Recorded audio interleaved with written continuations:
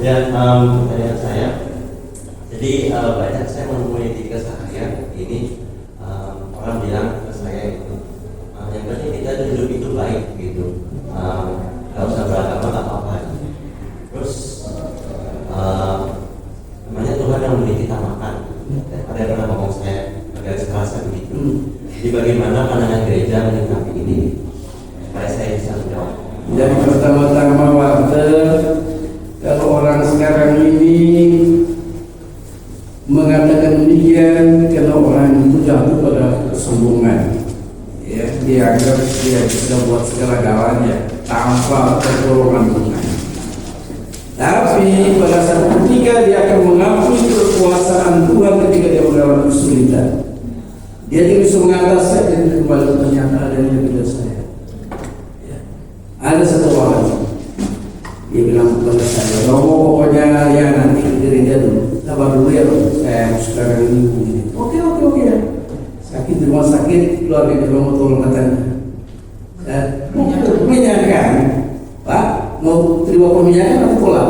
Tolong ujung-ujung terima. Satu dia sadar ternyata dia tidak punya apa. Situasi batas ternyata kita nol, ya. Justru di situ pada orang mengharapkan sekali dalam situasi batas itu tangan Tuhan mengangkat dia, dan tangan Tuhan mengangkat dia ketika kita melaksanakan yang namanya perminyakan. Karena perminyakan orang sakit adalah saat dimana kita menyiapkan orang itu untuk menghadap hadirat Tuhan, dan kalau Tuhan mau dia sembuh, ya. Apa ini dia sembuh? Sekarang sebetulnya bagaimana? Wah ini Romo pengalaman luar biasa. Ayo, ajar lagi dengan Tuhan. Ya kan? Ya ini yang memberikan kesaksian. Jangan sombong di hadapan Tuhan. Apa kita ini? Hari ini andalan saya dari sini. Sebentar kita pulang ke rumah kita tidak tahu gimana.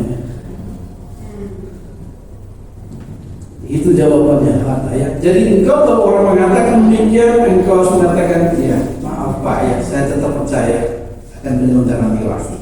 Ya, saya tidak akan mundur walaupun Bapak mengatakan demikian, saya percaya kepada dia. Ya.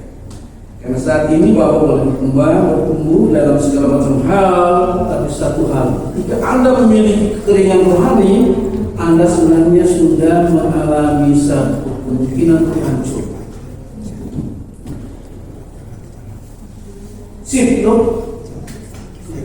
Jadi kalau itu tidak tahu tapi kita jangan berdoa. Alhamdulillah, maka satu lagi mau pertanyaan terakhir ya. Terakhir ya. Selamat malam Romo. Saya Manda. Saya mau tanya gini Romo. Kami ini kan PD ini kan Persekutuan Doa Karismatik. Pertanyaan saya adalah ada dua nih. Pertama, dari 37 keuskupan agung yang ada di Indonesia, sudah berapa persen keuskupan yang mentoleransi adanya karismatik di Indonesia ini sendiri? Terus yang kedua, gimana caranya langkah awalnya mengedukasi bahwa karismatik ini juga adalah part dari gereja Katolik? Langkah awal ya, langkah awal mengedukasi bahwa karismatik ini juga bagian dari gereja Katolik. Itu aja Romo. Nah, di karismatik itu ada dalam gereja Katolik, di Konferensi Wali Gereja Indonesia, seorang uskup diangkat sebagai moderator karismatik. Ya, berarti karismatik itu kan diterima. Persoalannya, ya, umat kita ini belum terbiasa dengan model doa gayanya karismatik. Kita punya umat lebih banyak pada model berdoa rosario, Lego Maria. Ini di Flores dulu. Kita bisa di atas, orang di atas Salah Maria. Akhirnya kami katakan tidak usah bisa rosario. Salah, ya. Karena itu kita sekarang mengarahkan orang supaya memberikan perhatian kepada DKK. Lalu yang berikutnya, bahwa karismatik itu berkembang kalau kita yang sekarang ini menjadi orang-orang karismatisi juga memberikan kesaksian, ya. Jadi kalau mau panggil teman-teman mau bergabung di karismatik ini, jangan banyak komentar. Aktiflah Anda di Proki ini, membantu Pastor Proki dengan cara. Maka cara demikian orang katakan ternyata buah Roh Kudus itu terlihat dalam sikap melayani. Ya. Saya dulu karismatik itu ada di Sentul di SD di Komsos dulu. Saya itu terus dulu ya, karena saya tahu saya punya kelompok doa yang menjadi kekuatan untuk sebuah paroki. Ya. Makanya Romo ini beri kita tempat ini karena memang kita sadar, ya, kelompok doa ini mempunyai deposisi khusus pada Roh Kudus. Kita harus berikan tempat. Apalagi acara ini adalah Roh Kudus. Ya, Anda semua berusaha secara hidup dengan bimbingan Roh Kudus. Satu, yang pastinya tunjukkanlah bahwa Anda adalah aktivis yang melaksanakan pekerjaan melayani dengan sepenuh hati. Bukan dilayani, tapi untuk melayani.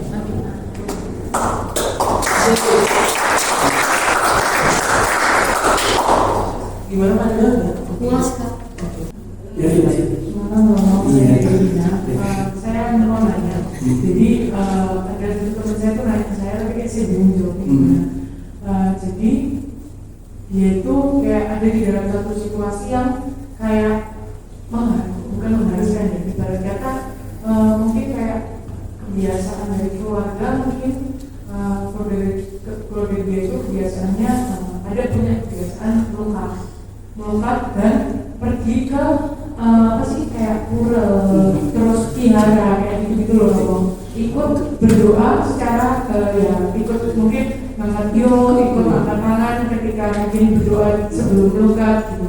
Nah, saya tuh bingung kayak gimana cara saya untuk bisa menghadapi itu, karena maksudnya kalau pengen bener-bener kayak Katolik, bener-bener Katolik, tapi kayak saya bingung karena saya juga pernah dengar ada orang juga yang ngomong bahwa gak apa-apa ikut kayak gitu, tapi doanya tetap ke Tuhan Yesus.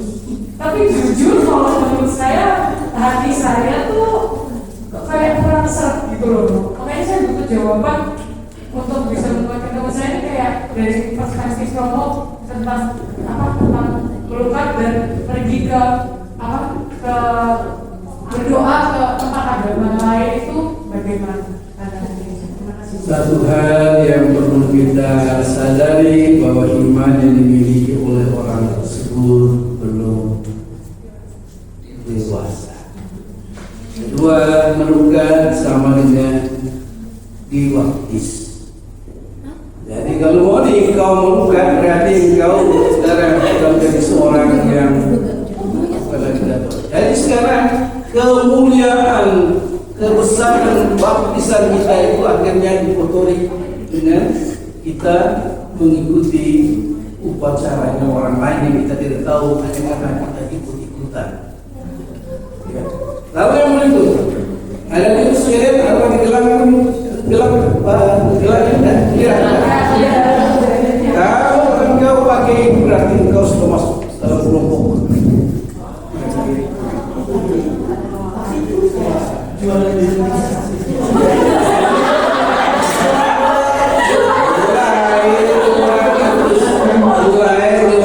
Tapi yang saya maksudkan kalau umpama engkau dibuka, engkau diberikan kepada tamu gelang, ya, kamu sudah masuk secara tidak sadar.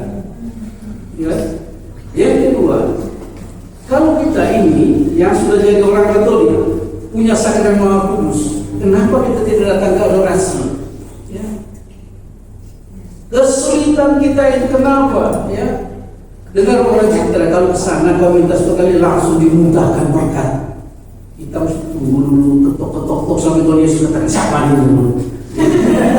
Padahal pada waktu itu Tuhan Yesus menguji sampai sejauh mana kau percaya kepada saya. Ya. Begitu engkau ketuk terus, dia katakan ternyata orang ini percaya kepada saya, maka saya akan berikan kepadamu apa yang kau minta. kita jangan sampai menjadi orang yang gampang-gampang yang menerima berkat itu tanpa kerja keras. Tuhan Yesus sudah mau. Keselamatan ini terjadi karena dia salib. Jatuh bangun sampai di puncak. Dia ditinggikan. Dia diakui sebagai putra Allah. Kita mau gampang ya. Orang-orang yang bisa kita itu juga ya. Makanya saya tahu orang-orang begitu datang pada saya harus boleh saya dilayani. Kau sudah pergi ke tempat yang tidak perlu. Kenapa? Bisa rasakan aura datang itu bukan datang membuat kita senang, tapi membuat kita tidak enak. Ya, mungkin. Ada sedikit lagi. Iya. Ini pertanyaannya timbul dari pernyataan Romo. Kalau misalnya memang tadi Romo bilang kalau sudah melakukan itu kita termasuk di dalam golongan.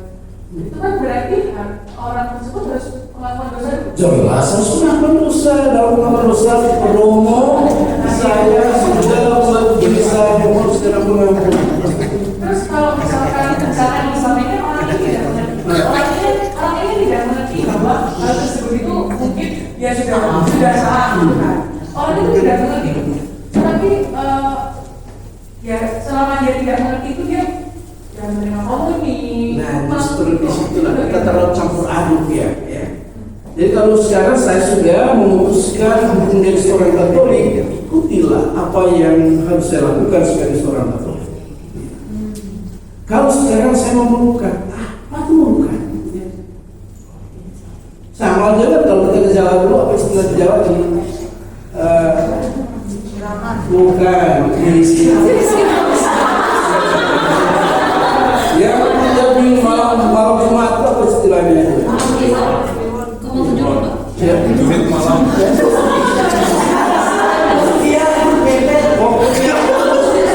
Yang namanya macam-macam itu jangan kita rame-rame ikut tapi pikir ya.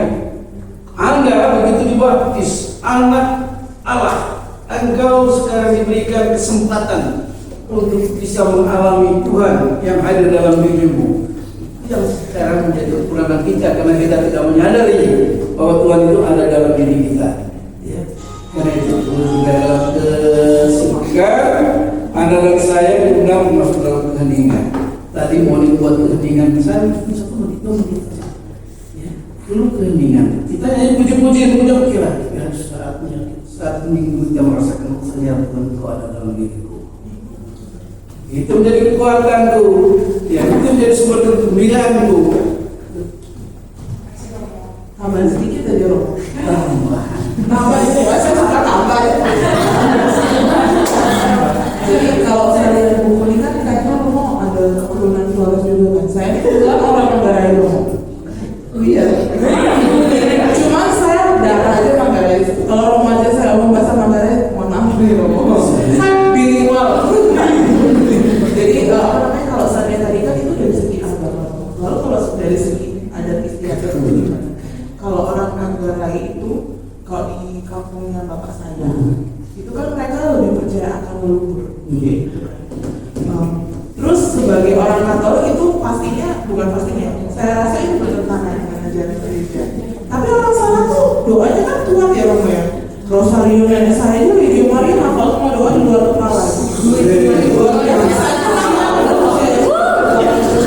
Lalu kalau seperti itu bagaimana? Terus kalau saya yang tadi Dewi menambahkan sedikit, kan kebetulan orang tua saya tuh sering begitu. Terus saya sering diajak.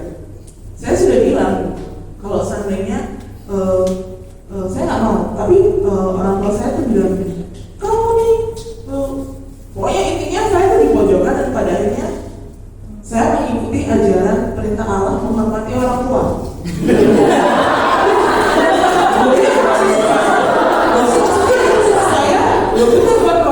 Kalau misalkan saya lawan anak durhaka, saya nanti dosa lagi saya. Kelakuan dosanya banyak nanti dosanya.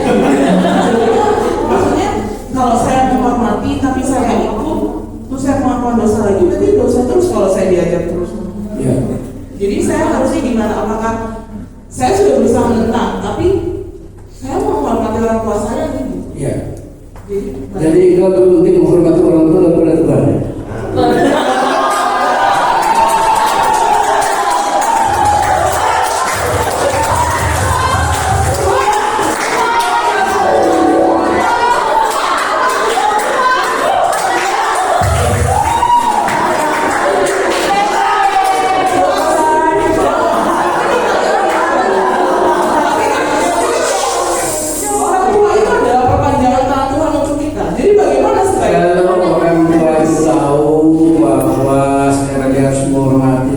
yang disukai mama itu adalah ya antara anak cucu di sana. Tapi bukankah setiap kepercayaan juga menghormati Tuhan? Siapa bilang?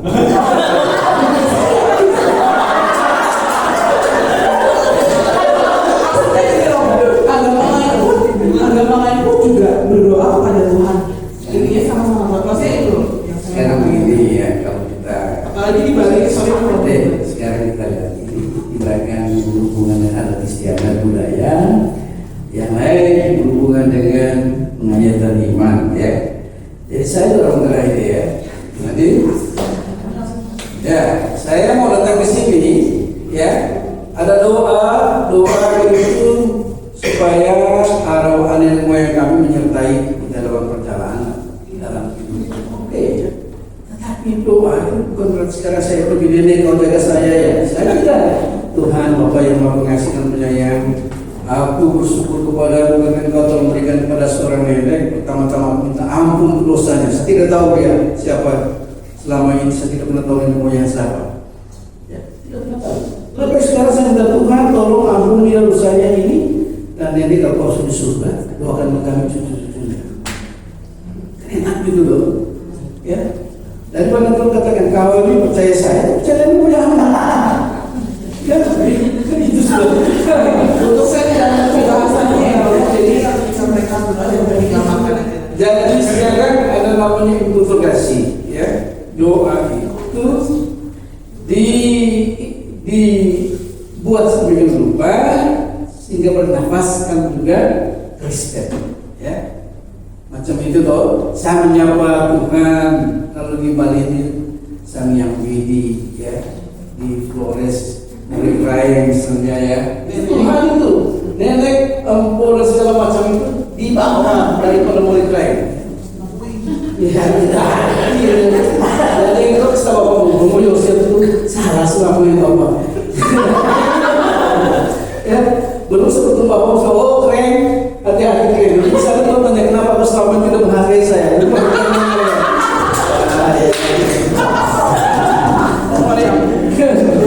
Ya itu. Jadi kita dalam keadaan begini kita semakin mengerti ya. Fokus kita bukan pada siapa, tapi pada Tuhan yang Maha Kuasa. Bahwa toh kita ada kita lahir dalam satu budaya, kita terima kenyataan itu, ya. Karena budaya kita itu sudah dipermandikan, karena sudah dipermandikan, kalau kita namakan inkulturasi. Terima kasih. Iya. Ada lagi tuh